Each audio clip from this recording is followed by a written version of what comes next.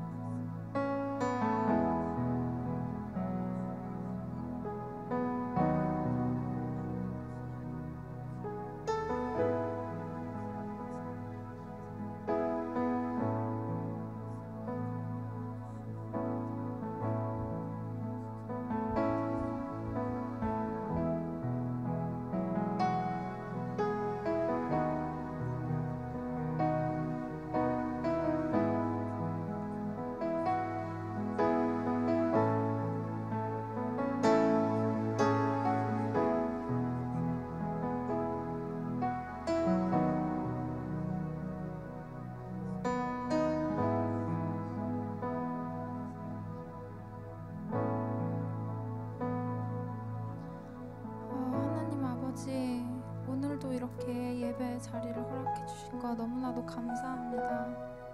정말 이 자리에서 우리가 다른 것이 아니라 오직 하나님을 원하고 갈급하는 마음을 가지고 이 예배를 드릴 수 있게 도와주세요.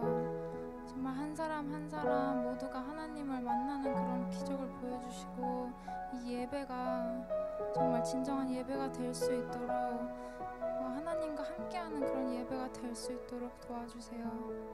감사합니다. 예수님의 이름으로 기도드렸습니다. 아멘.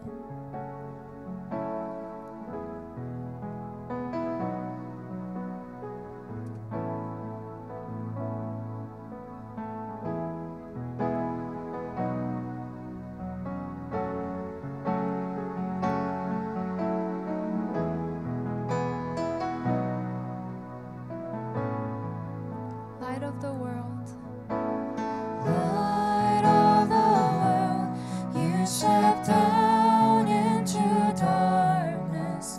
Open my eyes, let me see beauty that made this heart adore you. Hope of a life spent with you.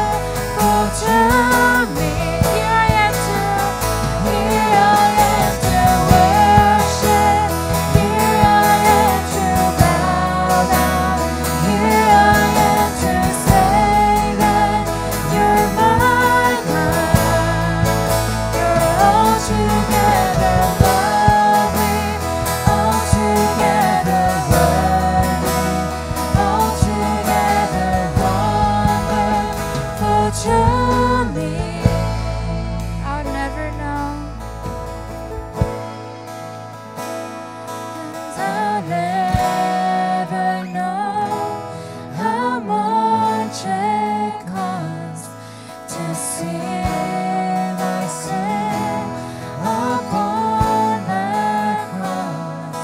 I'll never know how much it costs to see my sin upon that cross. I'll never know how much it costs to see my sin upon that. I'll never know. I'll never know how much it costs to see my sin upon that cross. Here I am to worship. Here I am to worship. Here I am to bow down. Here I am to say that you're my God. You're altogether loving, altogether worthy, altogether wonderful to me. Here I am to worship. Here I am to worship. Here I am to bow down. Here I am to say that you're my God. You're altogether loving, altogether worthy, altogether wonderful to me.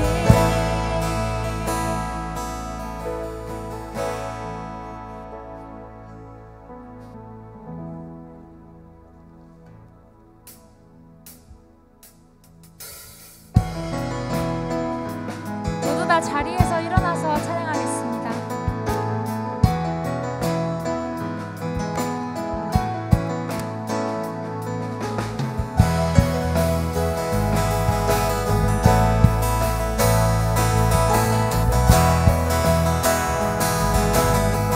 주와 같이 길 가는 것 주와 같이 길 가는 것 즐거운 일 아니요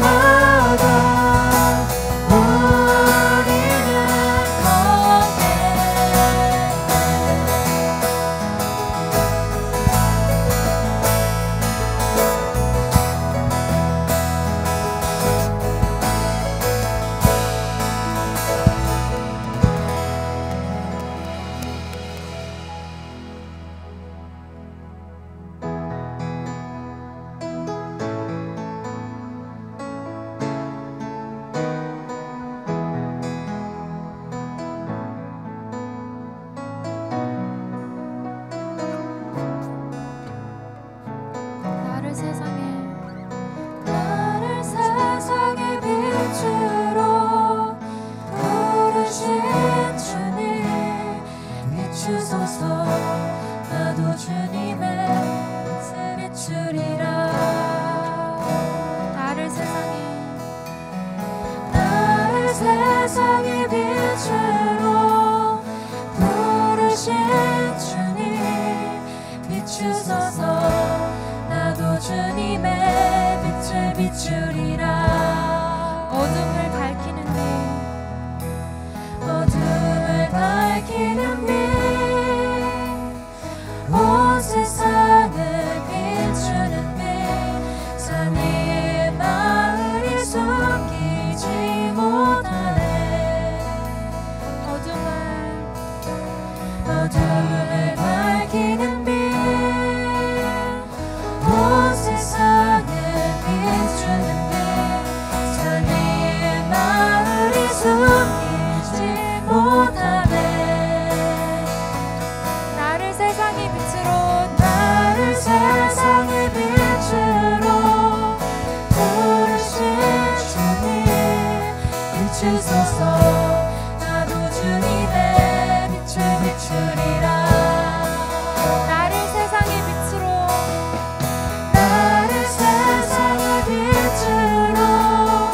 부르신 주님 비추소서. 나도 주님의 빛을 비추리라. 나를 세상의 빛으로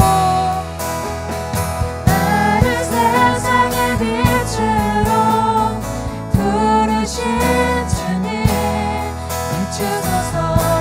나도 주님의 빛을 비추리라. 어둠을 밝히는 빛,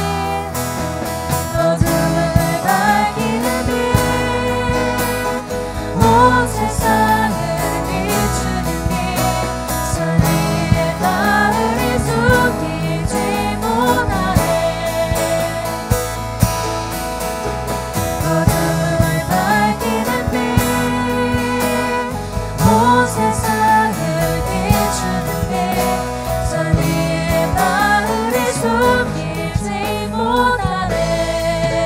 어둠을 밝히는 빛, 어둠을 밝히는 빛, 온 세상을 비추는 빛, 산 위의 마을이 숨기지 못하네. 어둠을 밝히는 빛, 어둠을 밝히는 빛, 온 세상을 비추는 빛, 산 위의 마을이 숨기지 못하네. 나를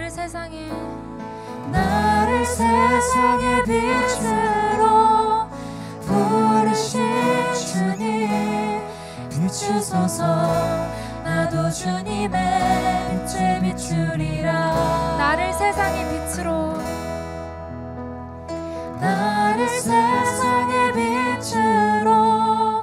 부르신 주님 비추소서.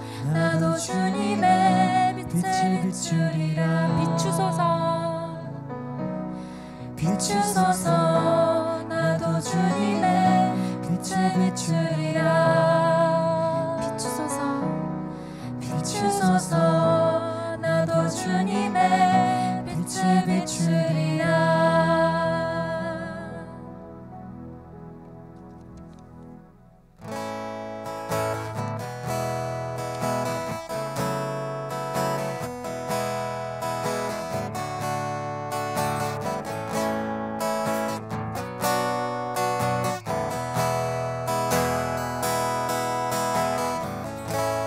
주 안에 우리 안에 모습은 달라도 예수님 한 분만 바라네.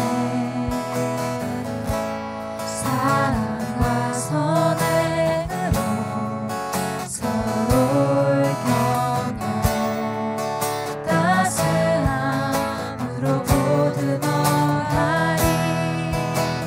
주님 우리 안에 함께하시네.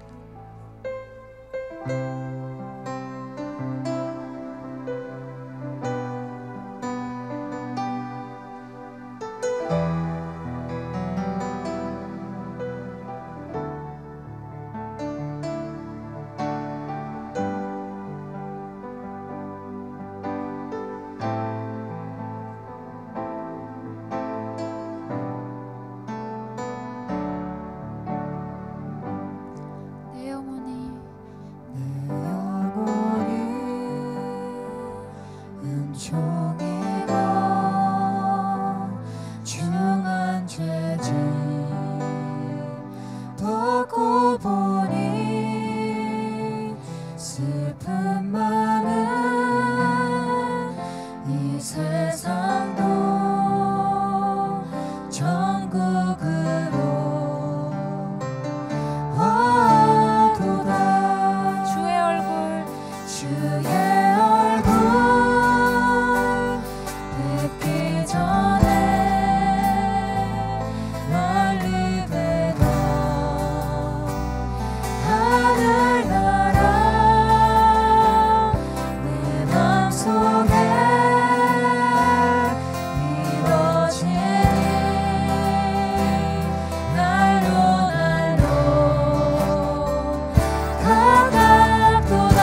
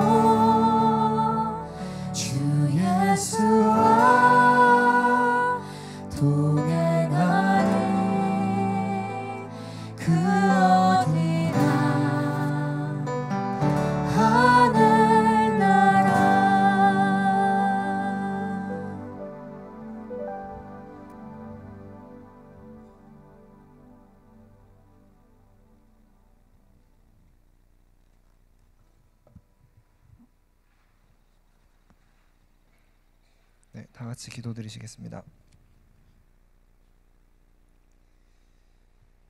하늘에 계신 우리 아버지, 이름이 거룩히 여김을 받으시옵소서. 이 좋은 날 저에게 허락하여 주시는 하나님 아버지께 찬송과 감사를 드립니다. 오늘 이 예배, 교회와 함께하는 지체들이 거저 주어지는 것이 아님을 명심하며 항상 여호와 주님께 감사하는 저희가 되기를 원합니다. 저희는 죄를 안고 태어났고 삶 속에서 항상 죄를 짓는 죄인들입니다. 이런 저희를 불쌍히 여겨주시고 용서해 주시는 하나님께 항상 감사하며 저희의 삶을 하나님이 기뻐하시는 거룩한 산 제물로 드리게 해주세요. 홀로 서지 못하는 제가 죄의 유혹을 마주할 때마다 오직 부활하신 예수님 십자가의 능력을 의지하며 살아가길 원합니다. 알게 모르게 행했던 죄를 하나님 앞에 고백하오니 용서해 주시고 저희의 예배를 받아주세요. 공의로우신 하나님, 우리나라 대한민국의 새로운 대통령이 선출되었습니다. 새로운 지도자를 허락하여 주셔서 감사드리며 문재인 대통령과 그 정부가 사람 이전에 하나님 앞에서 올바르게 서고 공정한 나라를 만들 수 있도록 주님의 지혜와 은총을 내려주세요.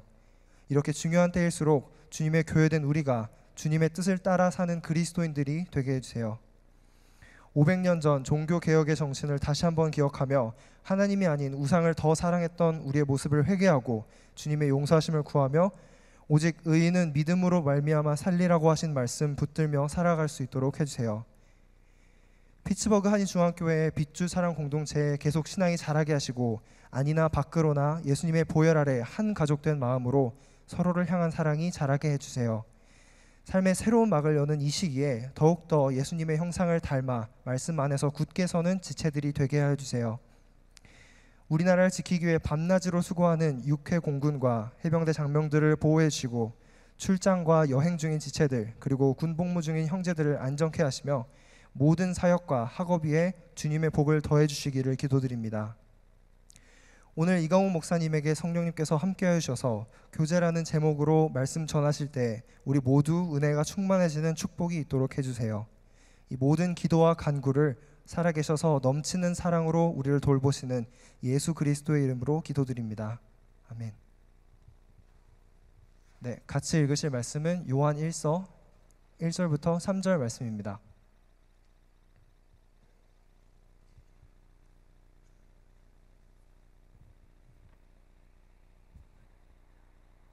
요한 1서 1장 1절부터 3절입니다.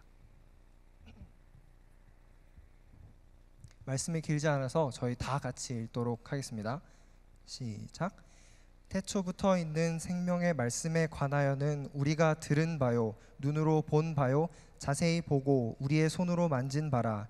이 생명이 나타내신 바 된지라. 이 생명을 우리가 보았고 증언하여 너희에게 전하노니 이는 아버지와 함께 계시다가 우리에게 나타내신 바 된 이시니라. 우리가 보고 들은 바를 너희에게도 전함은 너희로 우리와 사귐이 있게 하려 함이니 우리의 사귐은 아버지와 그의 아들 예수 그리스도와 더불어 누림이라. 아멘.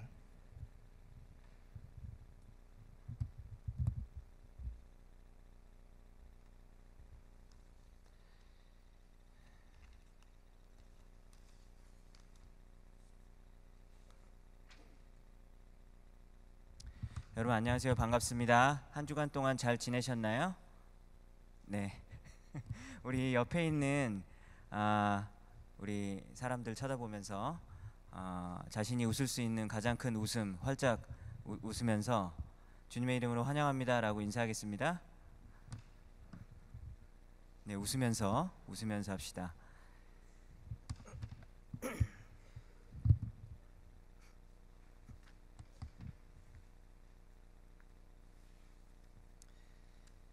네, 오늘 요한일서 지난주까지 유다서를 제가 원래 3번 한다 그러다가 2번에 그냥 끝내고 요한일서를 오늘 하게 되는데요.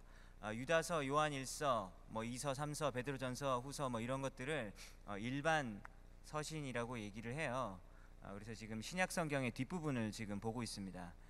요한일서, 지금 혹시 성경책을 안 펴신 분이 있다면 요한일서 1장 1절부터 3절까지 오늘 계속 볼 테니까 한번 펴서 찾아주시고요. 그 1장 1절 처음에 보면 그 태초부터라고 이렇게 이미 시작이 되죠. 태초부터 있는 생명의 말씀에 관하여 이렇게 시작이 됩니다. 그래서 우리 한글 성경으로 태초라고 이렇게 번역을 했죠. 근데 영어 성경은 그냥 비기닝이에요. 비기닝. 시작이죠. 시작. 뭐 그리스어로 아르케라는 게 이제 이게 시작이라는 말인데, 이게 창세기에 나오는 그 태초라고도 번역이 될 수도 있겠고, 아니면 그냥 시작이라고도 번역이 될 수도 있습니다. 그래서 이 태초라는 단어를 우리가 보면, 이 태초라는 말은 우리가 일상생활에서 거의 안 쓰는 단어죠. 근데 이 태초라는 단어를 우리가 교회를 조금 다녀보면 생각나는 단어가 어디서 떠오르냐면, 창세기 1장에서 태초에 하나님이 천지를 창조하시니라, 다 알고 계시죠? 근데 그게 생각이 나는 거예요. 그리고 요한복음 1장에도 이 태초에 하면서 말씀이 있었으니 말씀이 뭐 예수님이고 이런 얘기가 막 나오거든요. 그래서 그때 또 태초에라는 그런 단어가 또 쓰여집니다. 이 태초라는 말은 그 우주가 만들어지는 그 시점이에요. 그러니까 사실 굉장히 오래전, 그 우리가 진짜 알지도 못하는 아주 오래된 그 때를 말하는 것입니다. 근데 이 아까 제가 태초라고 번역을 하지 않고 만약에 시작이라고 번역을 하면 이렇게 여기 태초부터 있는 생명의 말씀이 아니라 시작부터 있었던 생명의 말씀이라고 어떤 성경학자들은 해석을 한다라는 거예요. 이번 주 수영모 뭐 되게 많이 왔다고 들었어요. 한 20명이 넘게 왔다고.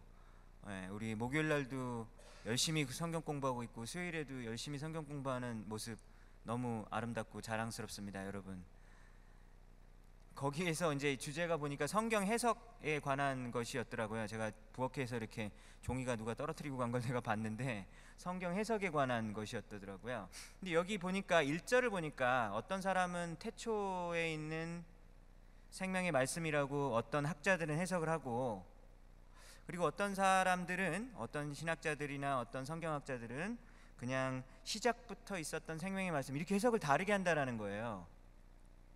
우리가 똑같은 성경을 보는데 다르게 해석을 할 수 있다라는 겁니다. 그러니까 사실 성경 해석은 사실 쉽지 않은 거고, 여러 가지 그런 조건들을 따지면서 해석을 해야 되는데요. 이 온 우주가 만들어지던 때를, 이 태초, 이 비기닝을 태초라고 번역하는 것이 맞을까요? 아니면 예수님의 제자들이 있었던 때, 그게 시작이라고 하는데, 예수님이 12제자를 두셨잖아요. 그래서 12명의 제자들이 예수님에 대해서 예수님에 관한 이야기를 하고 돌아다니는 어떤 그런 시작 시점, 1세기를 말하는 거죠. 그때를 말하는 건지, 이 둘 중에 어느 거가 바른 해석일까? 근데 제가 두 해석의 관점을 둘 다 이렇게 자세히 살펴봤는데 둘 다 좋은 포인트가 많이 있고, 뭐 이렇게 해서 해석해도 되고 저렇게도 뭐 그렇게 크게 잘못될 건 없는 것 같아요. 그러니까 이렇게 해석을 뭐 일로 했다든지 이 방안으로 해석을 했다든지 해서 이단이 되는 어떤 그런 해석은 아닌 거예요. 왜냐면 유다서 할 때 우리가 이단 얘기를 했으니까. 그래서 하여튼 결론부터 이야기를 하면 태초로 번역하는 것이 조금 더 낫지 않는가라고 저는 개인적으로 생각하고 있습니다.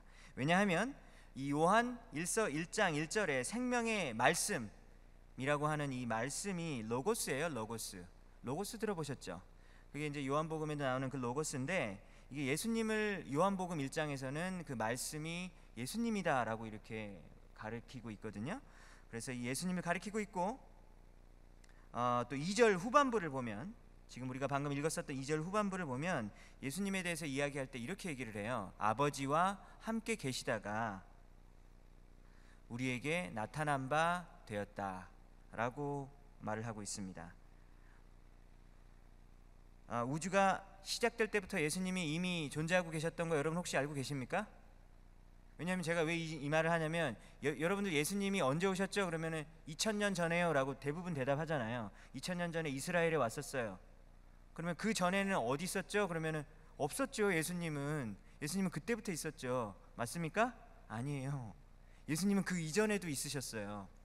언제부터 있었냐면 태초부터 계셨고, 그리고 모든 것이 아무것도 없을 때부터 이미 존재하고 계셨던 거예요. 왜 그럴까요?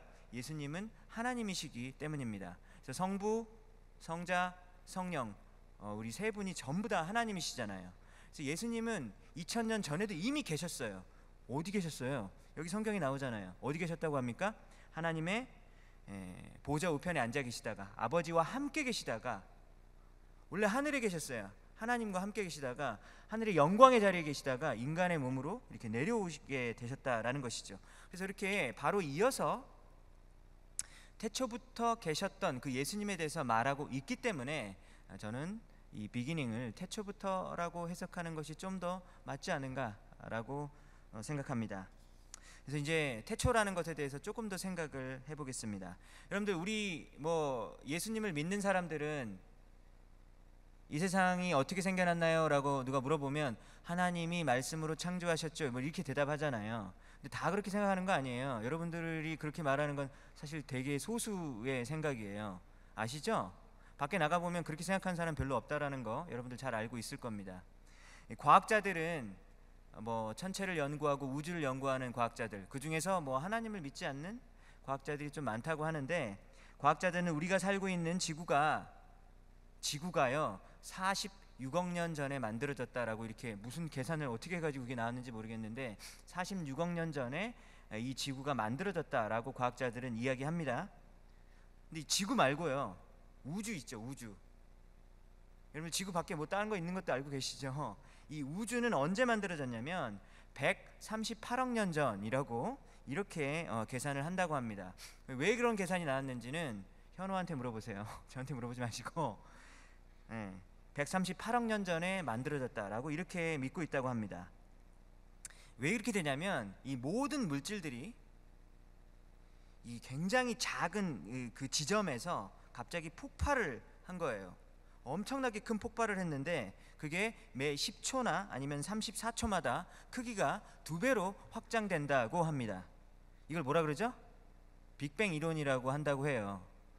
저도 이거를 BBC.com, 여러분들 영국 방송국 아시죠? BBC.com, 거기서 찾아보니까 이렇게 써 있더라고요. BBC는 잘못된 얘기 안 하겠죠? 라고 생각하고 저는 이렇게 설교에 적었습니다. 그래서 이런 이야기들을 우주의 기원이라고 이렇게 말을 하고 있습니다. 근데 사람이 참 한계가 많고 부족한 점이 참 많은 존재잖아요. 그렇죠? 사실 1년 전에 일어난 살인 사건의 범인을 잡기 위해서 여러 가지 증거를 모으는데 결정적인 증거가 나오지 않는 거예요. 이미 1년이라는 시간이 지났기 때문에 증거 찾기가 너무 어려운 거예요. 그래서 단서가 잘 나오지 않아요. 그럼 어떻게 돼요? 사건이 점점 해결이 되지 않는 거예요. 미궁으로 빠져들게 되는 경우가 굉장히 많잖아요. 1년 전에 제대로 된 증거, 자료 하나 찾기가 힘든 게 사실 우리가 사는 세상이에요. 그렇지 않습니까? 그런데 138억 년 전에 뭔 일이 일어났는지를 누가 알아요? 그냥 머릿속으로 이렇게 지어낸 생각해낸 것이죠. 아무도 증명 못해요. 138억 년 전에 뭐가 일어났는지. 정말 도저히 감도 오지 않는 엄청난 시간입니다. 그때 어떤 일이 일어났었다고 자신 있게 장담할 수 있는 사람이 누가 있겠습니까? 천문학자들은 밀키웨이, 여러분 밀키웨이 알아요? 밀키웨이, 은하수, 이 밀키웨이라고 불려지는 어떤 그 갤럭시가 있어요. 밀키웨이가 갤럭시래요. 근데 이 갤럭시가 은하라는 거죠. 한국말로 하면. 근데 이 한 갤럭시 하나 안에 1000억 개의 별이 있다. 네, 파워포인트. 네. 1000억 개가 뭐냐면 100 billions더라고요. 네. 1000억 개 정말 많은 숫자죠. 그래서 이 밀키웨이, 태양계가 포함이 되어 있는 갤럭시를 밀키웨이라고 하는데 그 안에 별들이 1000억 개가 있다라고 합니다. 그리고 우주에는 최소 1400억 개의 은하가, 갤럭시가 있다라고 합니다. 여러분 계산하시겠어요? 그러면 전 우주에 몇 개의 별이 있는가? 그러면 1400억 곱하기 1000억 개 곱하면 되겠죠. 그러면 되는 거예요. 근데 별과 별 사이의 거리도 얼마나 먼지 여러분들 잘 알고 있을 것입니다. 근데 그 우주가 이렇게 우리의 머릿속으로는 도저히 상상도 하기 어려울 정도로 이 큰 우주가 138억 년 전에 만들어졌다고 생각한다라는 것 자체가 정말로 담대하고 용감한 추측이다라고 저는 생각이 되어지더라는 겁니다. 앞으로 기술이 더 발전하게 되고 그리고 우주 학자들이 좀 더 연구를 하면 이 숫자가 또 굉장히 많이 바뀔 것 같아요. 어떻게 바뀔까요? 수십 억대 단위로 바뀌겠죠.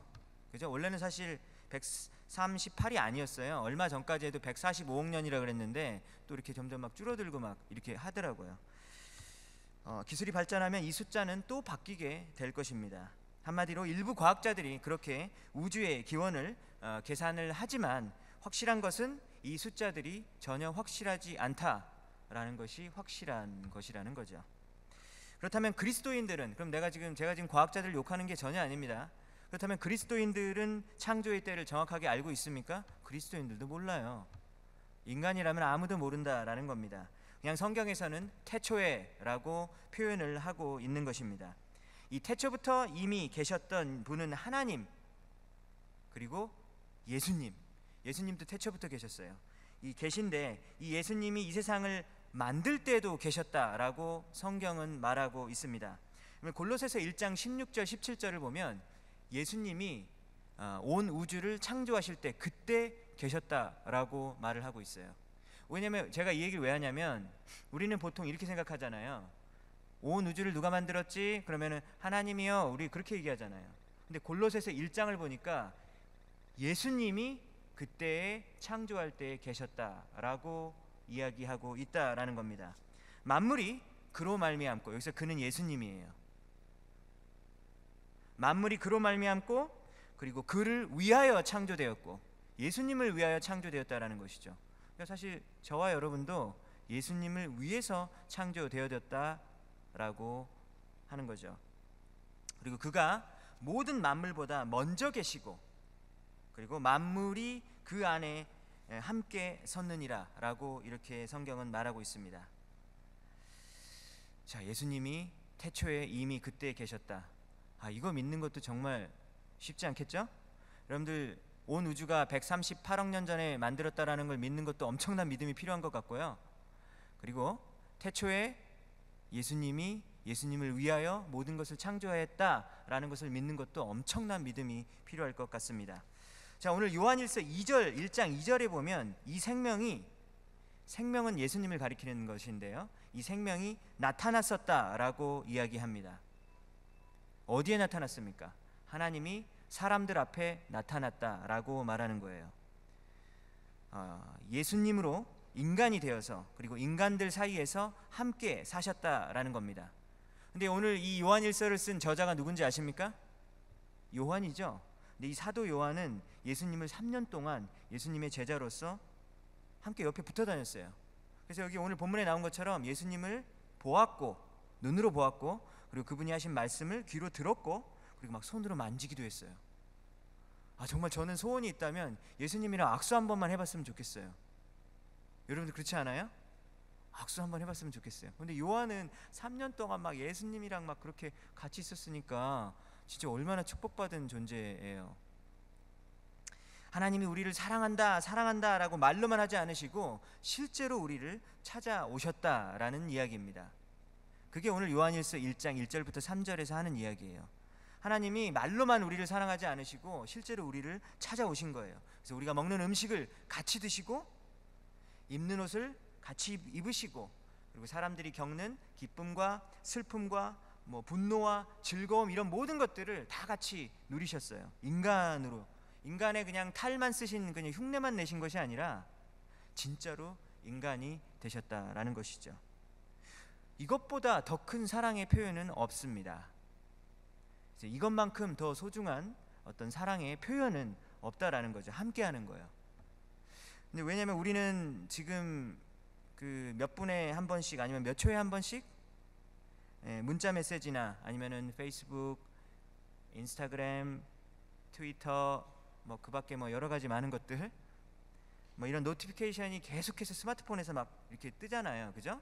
누구 내용이에요? 다 우리 아는 사람들이잖아요. 친구들, 우리 인스타그램 친구들, 트위터 친구들, 이런 사람들, 트위터는 팔로우만 하나요? 네. 그래서 이런 친구들이 이렇게 막 소식하는 것들을 계속해서 이렇게 우리는 사실 스마트폰을 통해서 알 수 있어요. 그죠? 알 수 있어요. 근데 그 사람이 내 옆에 있는 건 아니에요, 사실. SNS가나 아니면은 온라인이니 뭐니 버추얼 리얼리티니 이런 것들 지금보다 훨씬 더 발달한다고 해도 사실 인간의 그 처음부터 가지고 있는 이 교제, 펠로우십, 이 교제에 대한 이 원초적인 욕구와 이 마음속의 이 바램들은 그런 것들이 우리 완벽하게 채울 수가 없다라는 것 여러분들도 잘 알고 있을 것입니다. 왜 내 주위에는 내 마음을 진정으로 이해해주고 그리고 내 말을 들어줄 수 있는 사람이 없을까? 이런 생각 여러분들 가끔 해본 적 있으시죠? 왜 난 이렇게 좀 외롭지? 라는 생각이 이렇게 종종 찾아오곤 한다라는 겁니다. 왜 그럴까요? 성경에서는 이것을 설명할 때 이것이 바로 깨어진 죄 때문에 관계가 깨어진 것이다 라고 이렇게 이야기합니다. 뭐라고요? 인간들이 지은 죄 때문에 관계가 깨어졌다라고 성경은 말하고 있다라는 겁니다. 누구의 관계가 깨졌습니까? 하나님과 우리 인간 사이의 관계가 깨졌고요. 그리고 우리와 우리 옆에 있는 이웃들과의 관계가 깨졌다라고 이야기하는 겁니다. 죄가 이 세상에 들어오기 전에는 완전한 친밀함을 누릴 수 있었는데 누구랑요? 하나님과요. 그리고 우리 옆에 있었던 아담과 하와도 죄를 짓기 전에는 완전한 친밀함을 누릴 수 있었는데 죄가 들어온 이후로 이렇게 막힌 담이 생겨나게 되는 것입니다. 하나님과 우리 사이에 엄청나게 높은 담이 생겼어요. 하나님에게 다가가고 싶어도 이제는 다가가는 게 쉽지 않게 되었었어요. 그리고 친구들 사이에, 옆에 있는 사람들 사이에 담이 너무 높아진 것이죠. 혹시 여러분들 주위에 언제든지 여러분들을 위해서 달려와 줄 수 있는 친구, 아니면 애인, 아니면 가족들이 있어서 지금 제가 하고 있는 말들이 별로 동의하고 있지 않는 친구들도 있을 거예요. 저는 목사님 태어나서 외로워 본 적이 없어요. 이런 친구 왜 없겠어요? 인기 많은 친구들 있잖아요. 그렇죠? 그런데 자신하지 마세요. 그런 걸 자신하면 안 된다라는 거예요. 살다 보면 혼자 댕그러니 내버려진 것 같은 그런 때를 반드시 만나게 되기 때문입니다. 그렇게도 믿고 함께 해줄 것이라고 생각했던 사람도 정말로 내가 필요할 때 내 옆에 없다라는 사실을 우리가 알게 될 때 우리는 굉장히 고독감을 느끼게 돼요. 정말 외롭다라는 것이죠. 언젠가 우리 모든 인간들은 그 인생의 모든 화려함이라고 생각되었던 그 모든 것들을 뒤로하고 고독하게 죽음을 맞이할 때가 있다라는 말입니다. 이번 주에도 저희 아버지에게, 한국에 있는 아버지에게 문자가 왔어요. 카톡으로.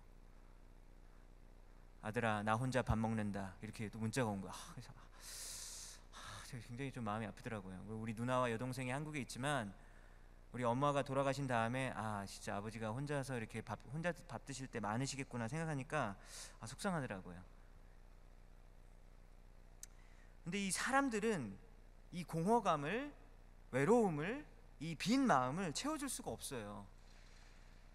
우리 옆에 있는 사람이 이 다른 사람에게 정말 잘해주고 싶고 막 사랑해주고 싶고 막 다 부어주고 싶고 막 그런 마음이 들 때도 있거든요. 근데 그럴지라도 나라는 인간이 옆에 있는 사람에게 이 그 공허감을, 절대적인 공허감을 완전하게 채울 수가 없다라는 겁니다. 오직 하나님만이 그 일을 하실 수 있습니다. 왜냐하면 하나님이 우리를 만드신 분이시고 그리고 우리에 대해서 가장 잘 알고 계신 분이시기 때문이죠. 우리는 머리 감고 머리카락이 몇 개 빠진지 안 세요. 몰라요. 근데 하나님은 그것까지 세고 계시잖아요. 왜냐하면 성경에 하나님은 우리의 머리카락 숫자까지 세고 계신다면서요. 그 말은 뭐예요? 머리 감기 전과 머리 감기 후도 파악하고 있다라는 얘기예요. 우리가 우리 자신을 사랑하는 것보다, 부모님이 우리를 사랑하는 것보다, 아니면 친구가 나를 위해주는 것보다, 아니면 여기 우리 결혼한 사람 몇 명 계시는데요, 내 배우자가 나를 사랑하는 것보다 더 우리를 사랑하시는 분이 바로 하나님이다라고 성경은 말하고 있습니다.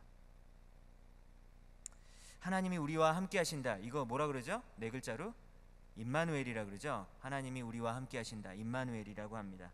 예수님이 이 땅에 오신 것은 임마누엘의 기쁨을 우리에게 주신 것이에요. 사도 요한은 온 우주를 만드신 예수님을 어떻게 했다고요? 볼 수 있었고, 그리고 들을 수 있었고, 그리고 막 예수님의 발밑에 앉아서 함께 살아갈 수 있었던 그런 사랑받는 제자로서의 영광을 자기가 누렸었다라고 이렇게 오늘 본문을 통해서 고백하고 있습니다. 그래서 우리는 기도할 때 이제 감사 기도를 하게 되는데, 뭐가 감사하냐면, 예수님, 이 땅에 사람의 몸을 입고 오셔서 정말 감사합니다 라고 우리는 고백할 수 있는 사람들이 되어야겠어요. 예수님, 이 땅에 사람으로 오셔가지고 제가 겪었던 거 똑같이 겪으셔서 참 감사합니다. 제가 인생 살기 좀 되게 힘든데요, 예수님도 그 모든 것들을 친히 겪으셨고 빠짐없이 경험하셨다고 하니까 제가 정말로 마음의 위로가 되네요 라고 우리는 고백할 수 있는 거죠. 이게 뭡니까? 이게 바로 성육신의 축복이에요. 성육신은 뭐냐면 incarnation이거든요. incarnation. 하나님이 인간의 몸을 입고 이 땅에 오셨다. 이게 바로 성육신의 축복입니다. 예수님께서 저 높고 찬란한 영광의 하늘 보좌에 계시다가 우리를 사랑하셔서 낮고 낮은 땅으로 내려오신 것이 바로 성육신이죠. 그러면서 오늘 이렇게 얘기하는 거예요. 원재야, 원재가 앞에 있어서 얘기합니다. 자기 이름을 부르면 돼요. 원재야, 내가 너를 사랑한다 라고 하나님이 말씀하세요. 나는 너와 함께 시간을 보내고 싶다. 나는 너의 기도를 듣고 싶다 라고 하나님이 말씀하시는 것이죠. 그리고 내가 너를 반드시 도우리라 라고 하나님이 개개인에게 말씀하세요.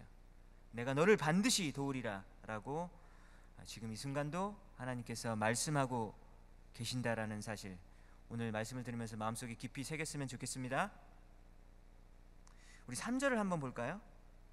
3절을 보면 이렇습니다. 3절 한번 같이 한번 읽어보겠습니다. 시작.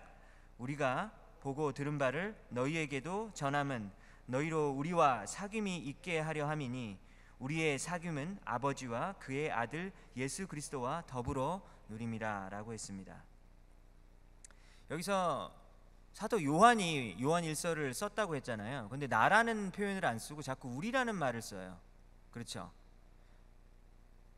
나는 아이고 우리는 우인데 자꾸 우리라는 말을 쓰는 거예요. 그러니까 사도 요한도 받고, 그리고 그 옆에 있는 다른 사도들, 제자들도 같이 이렇게 묶어서 얘기하는 거예요. 우리들. 여기서 참 배울 게 있는데, 여러분들 신앙생활은 나 혼자 하는 게 아니에요. 그런 건 없어요. 잘못된 개념이에요. 물론 하나님께서 나를 개인적으로 구원해 주셨지만 우리가 신앙에 깊이 들어가는 순간 우리는 바로 우리 공동체를 생각하는 거예요. 왜냐하면 우리가 개인이 한 명이 예수님을 믿게 되자마자 바로 어떤 일이 벌어지게 되냐면 교회의 구성원이 바로 돼버려요. 우리가 선택하는 게 아니에요. 바로 교회가 돼요. 교회는 하나님의 부르심을 입은 자들의 모임이거든요. 그러니까 우리는 예수님을 개인적으로 믿게 되자마자 바로 우리가 되어져 버립니다. 그래서 교회가 너무 중요한 거예요. 그래서 어떤 사람은 그렇게 얘기하잖아요. 저 하나님은 믿는데 교회는 안 가요. 교회는 썩었고 부패했잖아요. 개독교인들 다니는 거 다니기 싫어요. 이렇게 얘기를 하거든요. 근데 그런 건 잘못 믿는 거예요. 그 신앙의 시옷자도 모르는 얘기예요. 그런 건 없어요. 성경에서. 우리 함께 하는 거거든요. 그래서 에베소서 성경 공부를 목요일에 하고 있는데 거기 질문 중에 이렇게 나와 있더라고요. 질문 중에 하나가 뭐냐면 여러분에게 있어서 교회는 무슨 의미입니까? 그래서 제가 답을 해야 되는데 나에 있어서 교회는 무슨 의미지? 일주일에 7일 가는 곳? 그러면 그래서 답을 이렇게 썼어요. 저는 답을 90% 이렇게 적었어요. 와이프랑 하는 얘기도 교회 얘기 누가 어떻고 막 교회 얘기하고, 교회가 굉장히 많이 자리를 차지하는데 제가 꼭 직업이 목사라서 그런 것이 아니라 여러분들도 이 우리라는 것을 여기 3절에 있는 우리를 생각해 볼 때 이 교회가 여러분이랑 분리가 될 수가 없는 거예요. 여기 빛주 사랑 공동체가 조금 여러분들 안 좋을 수는 있어요. 마음 가운데 나 여기 싫다 이럴 수는 있지만 근데 떼어놓을 수는 없는 거예요. 교회, 우리. 이 요한일서를 받아보는 사람들, 그럼 그 사람들은 누구였습니까? 여기서 지금 우리가 보고 들은 바를 너희에게도 전한다고 그랬잖아요. 3절에 보니까 우리가 보고 들은 거를 뭘 보고 들었어요? 예수님에 관해서 보고 들은 바를 너희에게도 전하는데 여기서 이 너희는 누구냐? 여러분들 이 너희가 안 믿는 불신자일까요? 아니면 믿는 신자들일까요? 다만 얘기하면 신자들이에요. 요한복음은 불신자들을 대상으로 쓰여졌고 그리고 요한 1서는 믿는 사람들을 대상으로 쓰여진 책입니다. 이 복음을 그러니까 이 예수님에 대해서 전하는데 이 전도가 아닌 거예요. 전도가 예수님을 이미 믿고 있는 사람들에게 예수님에 관한 이야기를 한다. 이 얘기를 지금 요한 1서에서 하고 있는 거예요. 아시겠어요? 마치 뭐랑 똑같습니까? 동산 모임이랑 비슷한 거예요. 동산 모임에서 일어나는 일들이 뭐예요? 예수님에 대한 이야기를 예수님을 이미 믿고 있는 사람들이 서로 이야기하고 있는 거잖아요. 지금 그 얘기를 하고 있는 거예요. 그래서 이 부분을 어떤 전도의 개념으로 해석하면 안 되는 것입니다. 요한일서 지금 보진 않았지만 3장 16절을 보면 그가 예수님이 우리를 위하여 목숨을 버리셨으니 라고 하면서 이 편지의 수신자들이 이미 예수 그리스도의 죄 용서함을 믿고 있는 자들이다 라고 이렇게 밝히고 있기 때문입니다. 그래서 3절에서 이미 믿고 있는 성도들에게 예수님에 대해서 말하게 되는데 그 목적과 이유가 무엇인지 지금 들었어요? 예수님을 이미 믿고 있는 사람들에게 예수님에 대해서 이야기를 하고 말을 하고 선포하는데 그것이 이유와 목적이 이유가 뭐냐? 예수님에 대해서 왜 서로 이야기합니까? 그 얘기를 하면서 뭐라고 그러냐면 그 이유가 바로 목적이 바로 사귐이라고 얘기했어요. 사귐, fellowship. 혹시 코이노니아 들어보셨나요? 코이노니아가 이제 그리스어인데 사귐이란 얘기예요. fellowship. 예수님을 이미 믿고 있는 사람들끼리 자기 신앙에 대해서 이야기를 나눌 때 어떤 목적을 향해서 가냐면 사귐을 목적으로 하고 있다라는 거예요. 사귐. 그래서 너희로 우리와 사귐이 있게 한다. 우리가 누구라고요? 요한을 비롯한 여러 사도들이죠. 그리고 너희는 누구예요? 이 편지를 받고 있는 사람들이에요. 그러니까 너희랑 우리랑 서로 사귐이 있다. 그러니까 성도와 성도들 사이에서 교제가 일어난다라는 얘기예요. 그리고 그 뒷부분을 보면 3절 뒷부분을 보면 우리 성도들이 서로 사귀는데 우리의 사귐은 하나님 아버지와 그리고 그의 아들 예수님과 함께 이렇게 더불어 간다라고 말하고 있는 거예요. 내가랑 나랑 현재랑 목사와 회장의 관계잖아요. 어떤 관계일까요? 일 시키는 관계죠. 야 이거 좀 해주세요. 이것 좀 해주세요. 이것 좀 해주세요. 이것 좀 해주세요. 막 하루에도 몇 번씩 이 비즈니스 관계인 것 같죠. 근데 그게 사실 뭐 전부는 아니에요. 뭐 그렇기도 하지만 가장 중요한 게 뭐냐면 나와 예를 들면 현재와의 관계는 목사와 회장과의 관계가 아니라 한 성도와 한 성도와의 관계인데 이 안에 사귐이 있고 그리고 하나님 아버지와 그리고 아들 예수 그리스도가 이 관계 가운데 함께 같이 가주시고 계신다라는 얘기예요. 그리고 우리는 무슨 얘기를 한다고요? 예수님 얘기를 해요. 예수님 이야기. 이게 바로 코이노니아라는 말입니다. 이 코이노니아를 사전을 찾아보면요, 그리스어 사전이 있거든요.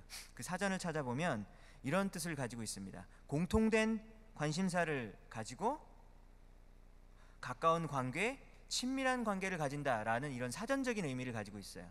아시겠죠? 코이노니아 뜻이 뭐라고요? 공통된 관심사를 가지고 사이가 되게 가까워지는 거예요.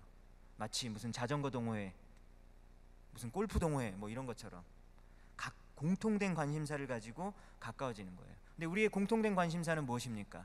하나님 아버지, 아들 예수님, 그리고 성령 하나님, 이 공통된 관심사를 가지고 있잖아요. 그래서 오늘 이 설교의 핵심 주제가 바로 이 교제라는 거예요. 교제, fellowship, 코이노니아. 자, 그래서 이 교제에 대해서 두 가지를 이야기하고 오늘 설교를 마치도록 하겠습니다. 첫 번째, 교제. 제가 지금 이 교제를 이야기하기 전에 지금 성육신에 대해서 먼저 이야기했잖아요. 하나님이 이 땅에 인간의 몸으로 내려오심, 성육신에 대해서 얘기를 했는데 우리가 교제를 할 때 서로 우리가 성도들에게 교제를 할 때 이 성육신이 되게 필요한 거예요. 성육신의 자세가 필요합니다. 왜냐하면 우리의 관계 사이에서 우리의 관계는 세상적인 관계가 아니기 때문에 하나님이 그 근본이 되어 주셔야 되기 때문에 우리가 예수님이 어떻게 하셨는지를 우리가 먼저 배워야 되는 거예요. 여러분들 만약에 하나님께서 원래 이 땅에 내려오시기 전에 하늘 영광을 가지고 계셨고 하나님의 전능하신 보좌 우편에 앉아 계셨다 이런 말을 하잖아요. 문학적으로 성경말 표현해서. 그래서 그 부분을 만약에 높은 그냥 진짜 말 그대로 높은 위치라고 만약에 생각을 해보면 그 예수님이 인간의 몸을 입고 오시기 위해 하신 일은 그 높은 자리에서 밑으로 쭉 내려오신 거예요. 엄청나게 높은 곳에서 내려오신 거예요. 근데 얼마나 높은 곳에서 내려오셨습니까? 여러분들 하나님의 영광의 보좌는 얼마나 높을까요? 만약에 그 물리적인 높이로 측정할 수 있다면 무한대겠죠? 무한대로 높은 곳에서 떨어진 거예요. 그러니까 그 떨어진 그 낙차가 그 차이가 엄청나게 크다라는 것이죠. 여러분들 물리학에 보면 위치 에너지라는 게 있어요. 공식이 뭐죠? 9.8 mH. 기억나십니까? 9.8 mH라고 하죠. 네. 그러니까 여기서 보면은 이게 높이가 높아지면 높아질수록 그 위치 에너지가 커지는 거예요. 뭐 그래서 뭐 발전기도 돌아가고 뭐 하는 거 아니겠습니까? 근데 예수님이 떨어진 그 높이가 얼마라고요? 무한대예요, 무한대. 무한대로 떨어지는 그런 높이에서 떨어졌기 때문에 그 떨어지는 위치 에너지가 무한대일 수밖에 없겠죠. 왜냐면 H가 무한대잖아요. 그러니까 9.8 mH는 무한대가 되는 거예요. 예수님께서 겸손의 모습으로 하늘 영광을 버리시고 이 땅에 내려오심으로 생기게 되는 그 엄청난 그 사랑의 힘으로 온 인류를 구원하실 수 있으셨다라는 것이죠. 그래서 우리는 그걸 알고 있어요. 예수님의 그 무한하신 사랑으로 우리를 다 구원하셨고 우리를 용서하셨다. 그거 알고 있는데 그것이 교제에도 사귐에도 우리의 교제 안에서도 적용이 돼야 된다라는 것입니다. 예수님의 어떤 그런 모습을 배워야 되는 거예요. 예수님의 성육신의 모습을 배워야 돼요.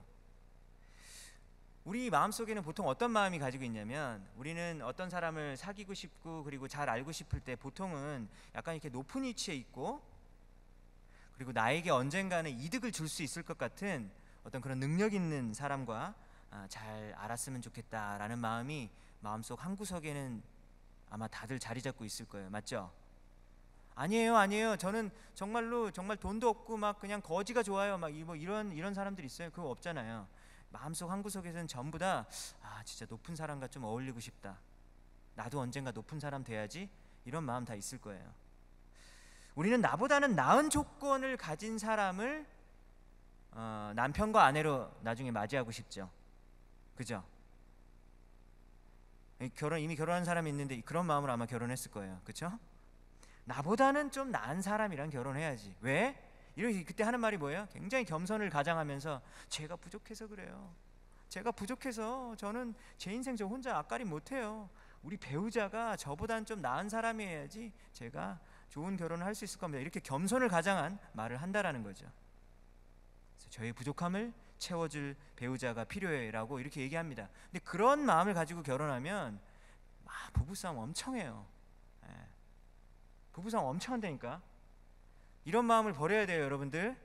이 사람이 나의 부족함을 채워줄 것이다 라는 마음, 그거 안 돼요. 안 되고 내가 우리 배우자의 부족함을 어떻게 채워줄까, 이 마음으로 해야지 부부싸움 안 하고 살 수 있습니다. 나보다 잘나 보이는 사람과 시간을 함께 보내고 싶은 마음이 우리 마음 가운데 늘 있다라는 거죠. 근데 예수님은 방금 성육신에서 이야기했듯이 우리의 성향과는 반대로, 우리의 이런 본성적인 것과는 반대로 거룩한 하나님의 나라로부터 나오셔서 매일매일 추악한 죄를 짓고 그것으로 인해서 아주 더럽혀져 있는 이곳을 친히 찾아오신 것이죠.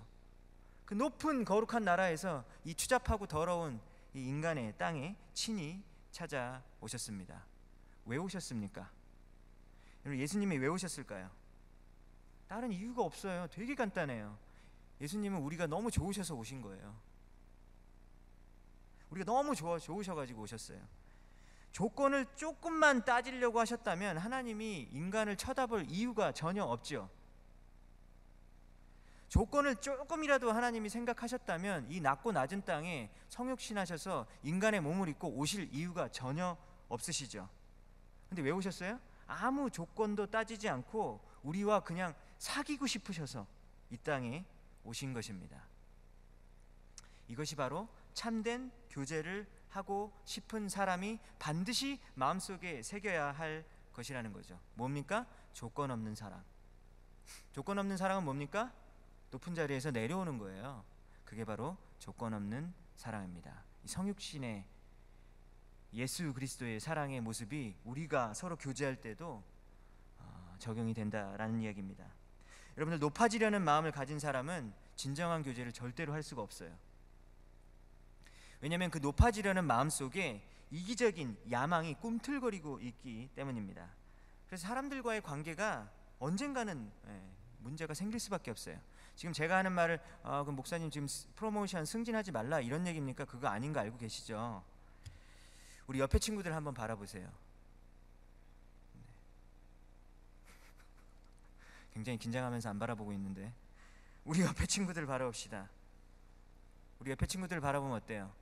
인간의 눈으로 바라볼 때 참 약점이 많고 깝깝해 보이죠? 아이고, 네 인생 어떻게 살래? 참 깝깝하다. 이런 생각이 들 수밖에 없을 겁니다. 네, 다들 비웃고 있군요. 서로 쳐다보면서. 어떤 사람은 막 얼굴이 빨개져서 고개를 못 들고 있어. 진짜 비웃고 있는 거예요, 그 사람은. 우리 인간의 눈으로 바라볼 때는 옆에 있는 사람이 약점이 많이 보일 수 있어요. 그런데 하나님의 눈으로 그 사람을 바라보면 그때에서야 조건 없는 사랑을 할 수 있게 되는 것이죠. 그러니까 우리 눈을 바꿔달라고 기도해야 되죠. 하나님, 저의 눈을 하나님의 눈으로 바꿔주십시오. 내 옆에 있는 형제자매를 바라볼 때 하나님의 눈으로 볼 수 있는 그런 눈을 허락해 주십시오. 예수님의 겸손이, 그 높은 자리에서 내려오신 그 겸손이 우리의 마음속으로 진실하게 임하게 될 때 우리는 그 어떤 사람도 무시할 수 없고 그리고 함부로 대할 수 없게 되는 겁니다. 왜 자꾸 우리가 옆에서 자꾸 싸울까요? 왜 자꾸 싸우나요? 우리의 마음 가운데 하나님의 눈이 없기 때문이겠죠. 예수님의 사랑으로 우리 눈에 콩깍지가 씌워질 때 우리는 서로를 진정으로 사랑할 수 있게 되는 겁니다. 이 하늘 영광을 버리고 이 땅에 오신 이 예수님의 모습은 바로 이 조건 없는 사랑의 모습이라는 것이죠. 겸손의 모습입니다. 조건 없는 사랑, 겸손의 모습을 가질 때 우리가 진정으로 서로를 사랑할 수 있게 됩니다. 그런 빛주 사랑 공동체가 되기를 축원합니다. 정말로 그렇게 돼야 되겠어요. 마지막입니다. 두 번째, 우리가 교제할 때 또 생각해야 되는 점 두 번째 뭐냐면 예수님에 대해서 나눌 때 우리는 가까워질 수 있다. 예수님에 대해서 나눌 때 우리는 가까워질 수 있다. 우리는 상대방에 대해서 서로를 나눌 때 더 가까워질 거라고 보통 많이 생각해요. 물론 그렇죠. 그런데 우리가 그 안에서 예수님을 중심 가운데 반드시 모셔두고 예수님에 대해서 이야기할 때 하나님께서 우리 교제 가운데 함께 하신다라고 오늘 3절 말씀을 약속하셨습니다. 우리 모두는 마음속 깊이 누군가와 깊은 교제를 나누고 그리고 속마음을 터놓고 이야기하고 들을 수 있기를 되게 바라고 있습니다. 그런데 어떻게 해야 다른 사람과 진정한 교제 그리고 친밀한 교제를 나눌 수 있을까요? 이 본문은 믿는 사람들끼리 예수님에 대해서 이야기하는 것을 이야기하고 있다라고 3절 초반부에서 말하고 있다고 얘기했죠. 성도들 간의 교제는 예수님이 근본이 되어야 된다라는 겁니다. 그래서 우리 교제 가운데 하나님이 함께 하시고 예수님이 함께 하실 때 진정한 교제가 일어날 수 있다라는 사실 우리 마음속에 깊이 새겨야 됩니다. 우리 지난주에 주말에 우리 대학부 청년부 리더십 트레이닝을 갔다 왔어요. 임원, 동산지기, 팀장 시간 되시는 분들만 같이 갔다 왔습니다. 세븐 스프링스라고 하는 여기서 1시간 정도 떨어지는 곳에 무슨 먼 리조트 건물이 있었어요. 그래서 그 건물 하나를 통째로 빌렸어요. 1층, 2층, 3층을 다 빌려서 빌렸는데 굉장히 좋아요. 왜냐하면 산속에 있었기 때문에 공기가 너무 좋아요. 그리고 굉장히 아름다웠습니다. 그리고 베란다 창문을 열어보면 호숫가가 보였어요. 호수가 그렇게 있고 그리고 공기가 좋고 그다음에 이 계곡이 옆에 이렇게 있는데 계곡을 타고 바람이 막 내려와요. 그래서 막 얼굴을 그 계곡에 있는 바람이 막 친단 말이에요. 그럼 어때요? 기분이 막 너무 행복해요. 정말 좋은 곳에 있었습니다. 근데 집도 나무로 지어졌어요. 막 통나무로 막 하나하나 못을 박았는지 아주 아늑한 분위기에 아주 좋은 집이었습니다. 그래서 분위기가 좀 좋았어요. 그래서 환경이 아름답고 집이 좋았기 때문에 그 분위기가 따뜻했었느냐? 그건 아닌 거예요. 환경이 아름답고 집이 좋고 뭐 돈이 많고 뭐 그렇다고 해서 자동적으로 따뜻한 교제가 일어나는 것은 결코 아닙니다. 그곳에서 우리가 하나님께 예배를 드렸고, 그리고 찬양을 함께 불렀고, 그리고 기도를 한 목소리로 같이 하고, 그리고 삼겹살을 같이 먹었어요. 제가 삼겹살을 태웠고 옆에 있는 다른 사람이 삼겹살을 태우지 않고 잘 구웠어요. 그래서 맛있게 식사를 하고 좋은 시간을 보내다 왔습니다. 그리고 그 다음 날에는 빌립보서 1장부터 4장까지 처음부터 끝까지 다 읽었어요. 빌립보서 1장부터 4장까지 우리가 다 읽은 다음에 그 말씀에 대해서 나눴어요. 우리 사실 다른 거 나누지 않고 그 빌립보서 1장부터 4장까지 읽은 그 내용을 가지고 나눴다는 얘기예요. 뭐예요? 예수님을 나눈 거예요. 예수님을 믿는 사람들끼리 예수님에 대해서 나누었어요.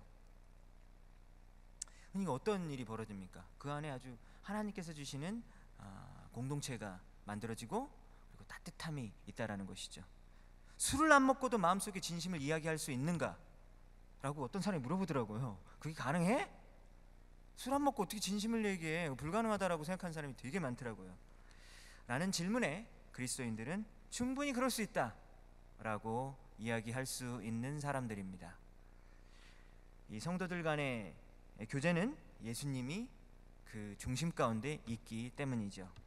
그러므로 장소와 환경보다는 누구와 함께 있느냐가 더 중요합니다. 그래서 잠언서에서는 이렇게 말하고 있어요. 잠언서 25장 24절. 바가지 긁는 아내와 큰 집에서 사는 것보다 다락방 한 구석에서 사는 편이 더 낫다. 이런 말이 성경에 있는지 몰랐죠. 정말 아주 실제적이죠. 바가지 긁는 아내와 큰 집에서 사는 것보다 다락방 한 구석에서 사는 편이 더 낫다라고 이런 성경 구절이 잠언에 3군데가 있어요. 3군데. 한 군데도 아니고 3군데나. 이게 무슨 말입니까? 아무리 집이 좋으면 뭐합니까? 큰 집이라 해요. 큰 집. 큰 집이라는 건 무슨 말이죠? 돈이 많아서 큰 집을 샀다는 얘기겠죠. 그래서 집도 안락하게 꾸미고 그리고 아름답게 꾸미는 것을 말하겠죠. 그러나 그 큰 집에서 남편 아내와 매일매일 싸우면서 사는 것보다는 차라리 가난하게 사는 것이 더 낫다라고 잠언에서 계속해서 이야기하고 있는 거죠. 무슨 말입니까? 장소보다는, 그리고 내가 돈이 많고 적고보다는 함께 하는 사람이 누구인지가 더 중요하다라고 성경 말씀이 우리에게 가르쳐주고 있는 것이죠.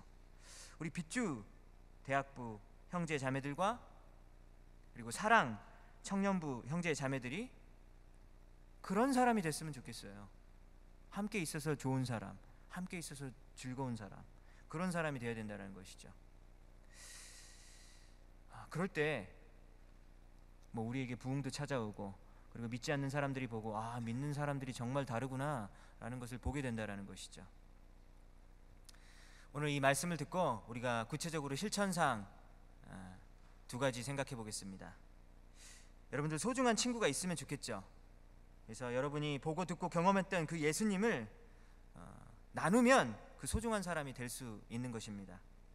예수님이 여러분의 인생의 절망 속에서 어떻게 견디셨는지를 서로 나누세요. 예수님이 여러분들의 인생을 어떻게 보호하셨고 인도하셨고 그리고 필요한 것을 어떻게 공급하셨는지 서로 이야기로 나누어야 된다는 것이죠.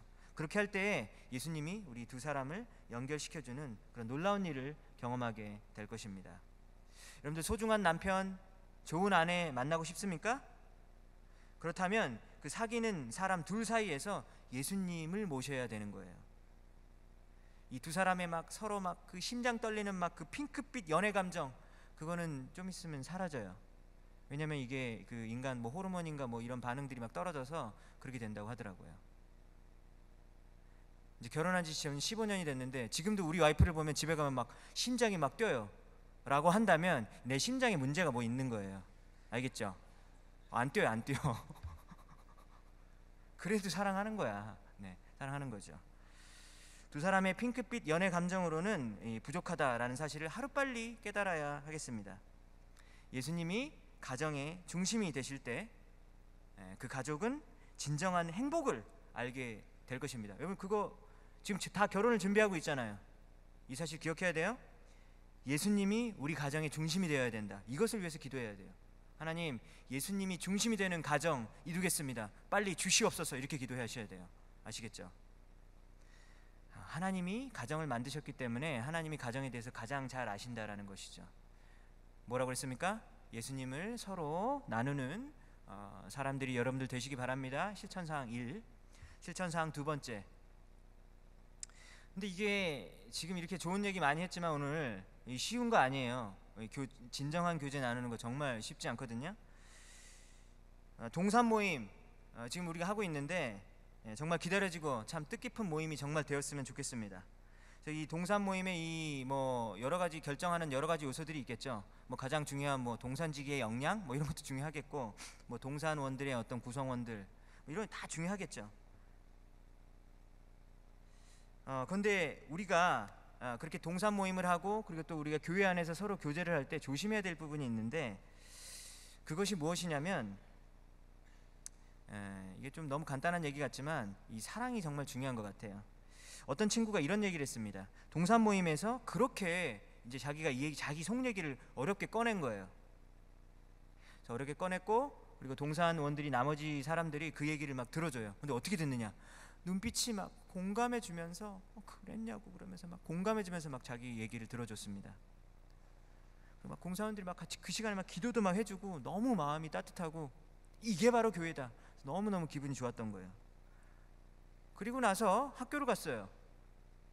근데 동산원을 학교에서 만난 거예요. 무슨 말인지 알겠죠? 학교에서 만났는데 어느 날 학교에서 지나가다가 마주쳐서 그때를 생각하고, 왜냐면 나를 위해서 그렇게 애써서 막 기도를 해주고 나를 이렇게 공감해주는 눈빛을 쳐다봤던 그 사랑스러운 형제 자매를 학교에서 봐서 너무 반가워서 인사를 한 거예요. 그런데 그랬더니만 그 동산원이 자기를 그냥 쑥 지나쳐가는 거예요. 차갑게 인사를 하는 둥 마는 둥 지나쳐 갔다라고 이렇게 이야기를 하더라고요. 근데 저도 그런 경험 좀 많이 해봤거든요. 아니면 내가 아마 그런 사람이 많이 됐었을 것 같아서, 설교 때는 그렇게 좋은 얘기 하다가 목사님 정말 참 차갑게 하더라고요. 이런 얘기 많이 여러분들 느끼셨을 텐데,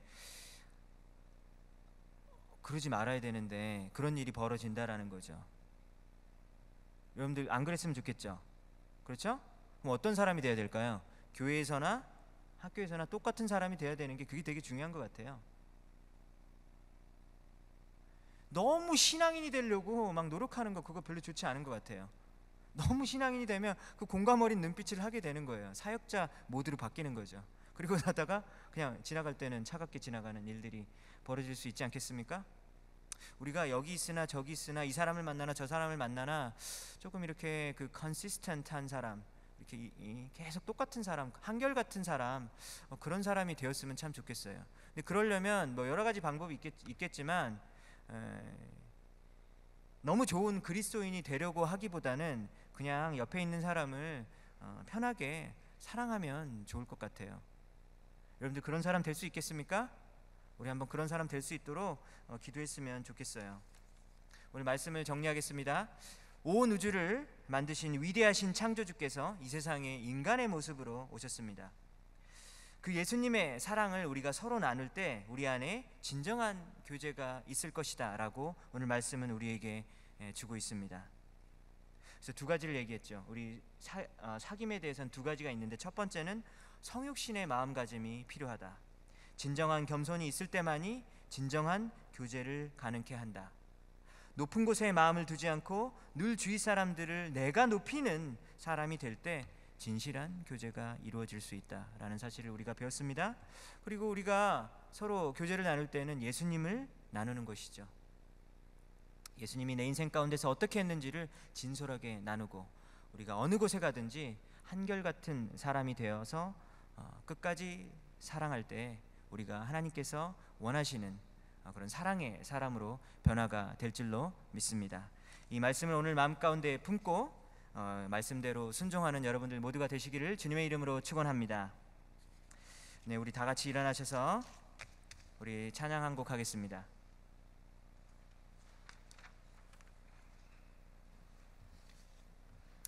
주 안에 우리 하나 찬양하겠습니다.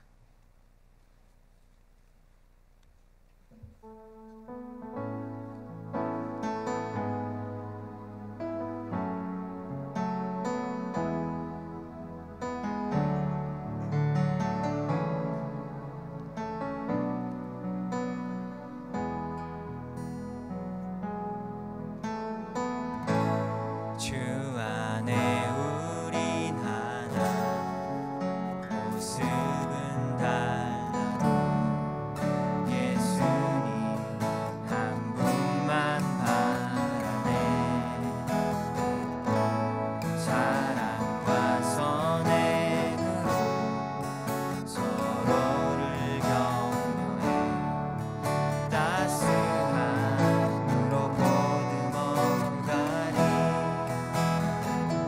우리 안에 함께 하시니 형제 자매의 기쁨과 슬픔 느끼네 내 안에 있는 주님 모습 보네 그분 기뻐하시네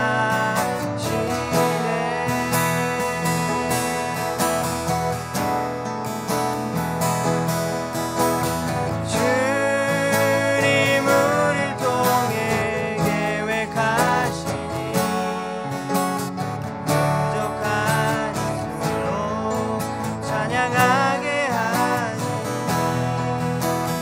주님 우릴 통해 계획하시니 너를 통해 하시니 주님 우릴 통해 계획하시니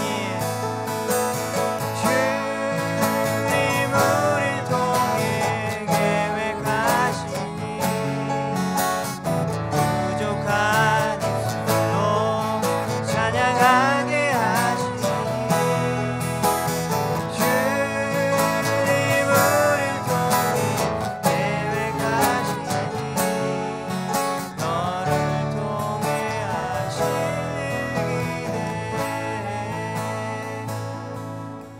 이 시간에 우리 눈을 감고 우리 주님 앞에 다 같이 한번 기도했으면 좋겠습니다. 하나님, 내가 예수 그리스도의 사랑을 실천할 수 있는 그런 사람이 되게 해주십시오. 하나님, 늘 나에 대해서만 생각하는 사람이 아니라 우리를 생각하는 사람이 되게 해주시고 예수님이 높은 하늘의 영광의 보좌를 버리시고 그냥 우리가 좋아서 우리를 사랑하셔서 내려오셨던 것처럼 하나님, 내 마음 가운데 주님의 겸손히 자리 잡게 하여 주셔서 내 주위에 어떤 사람도 행여나 나 때문에 무시당하거나 아니면 거부당하거나 이런 마음 가지지 않게 하도록 내가 사랑의 사람이 되게 해달라고 이 시간에 기도했으면 좋겠습니다. 여러분들이 그런 사람이 되게 되는데 어떤 점이 부족한지 여러분들이 가장 잘 알고 있을 것 같아요. 그 점이 어떤 점인지 여러분들 생각이 되시면 그 점을 놓고 하나님 앞에 간구하는 우리 모두가 되었으면 좋겠습니다. 이 시간에 다 같이 이것을 위해서 다 같이 한번 기도하겠습니다. 하나님 아버지, 함께 해주시고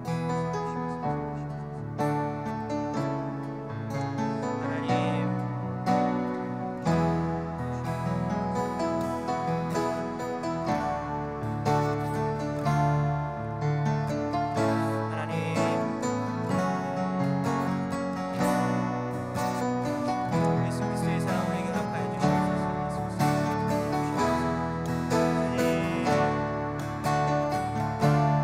하나님,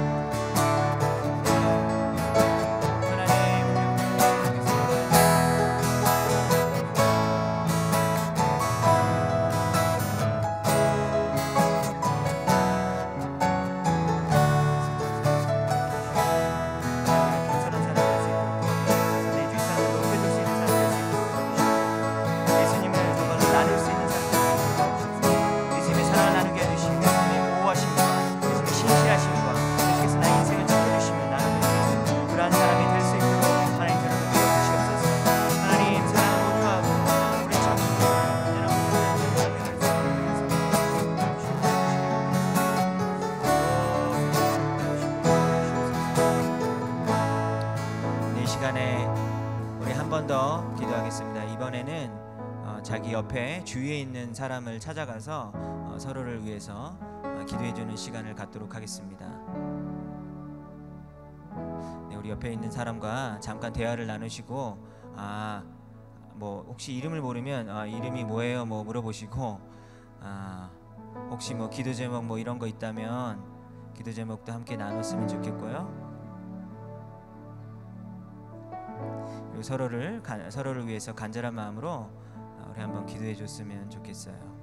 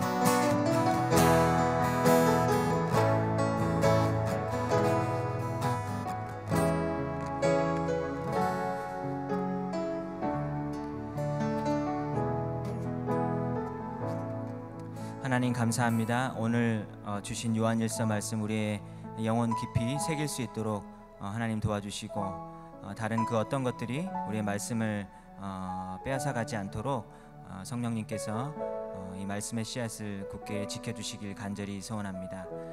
이제는 우리 구주 예수 그리스도의 은혜와 하나님 아버지의 무한하신 사랑하심과 성령님의 감화 감동 교통하심이 오늘 말씀을 듣고 사랑의 사람이 되기를 소원하며 주님 안에서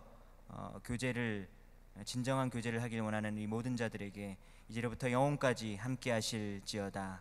아멘.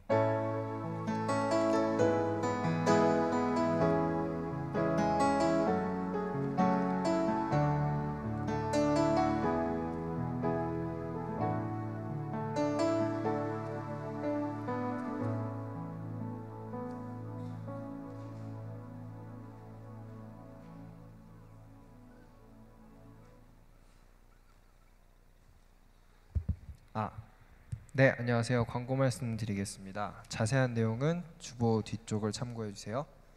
오늘 예배에 처음 오신 분들을 진심으로 환영합니다. 예배 후에 로비에서 이강호 목사님을 잠깐 만나주시면 감사드리겠습니다. 대학부에서 이지수 형제가 부회장으로 섬기게 되었습니다. 잘 감당할 수 있도록 격려와 기도 부탁드립니다. 오늘 난민 사역에 참여해 주신 여러분 감사드립니다. 그리고 마지막으로 내일 주일 2부 예배 후에 주일학교 교사 모임이 있습니다. 모든 주일학교 교사분들은 회의에 꼭 참여해 주시기 바랍니다. 뭐 더 있나요? 네. 오늘 우리 토요 예배에 처음 나오신 분이 계십니다. 지난주 주일 예배에 오셨는데요. 조은비 자매님, 조은비 자매님 청년부인데요. 네, 오신 거 진심으로 환영하고 여기 한 달 동안 계신다 그러셨죠. 굉장히 짧게 계시지만 피츠버그 오페라 페스티벌 디렉터로 참여하게 되셨는데요. 네. 공연 일정 나오면 이야기해 주시고요. 저희가 지금 공짜 티켓 달라는 얘기가 아니에요. 네, 그럼 부담 갖지 말고 그냥 티켓 같은 거 있으면 여기 이렇게 좀 말해 주시고 뭐 달란 얘기 아니라고, 알겠죠? 그러니까 아니니까 일정 나오면 얘기해 주시고 우리가 구경도 가고 문화생활도 하고 그랬으면 좋겠어요. 네, 그러면 찬양팀장님 나오셔서 공동체송 해주시겠습니다.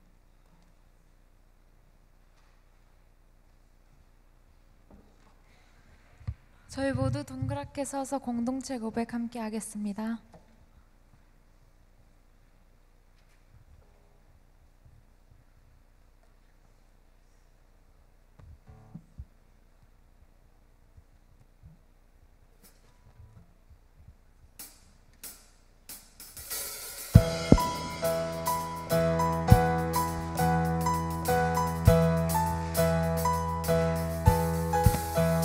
우리 걸어가는 이 길이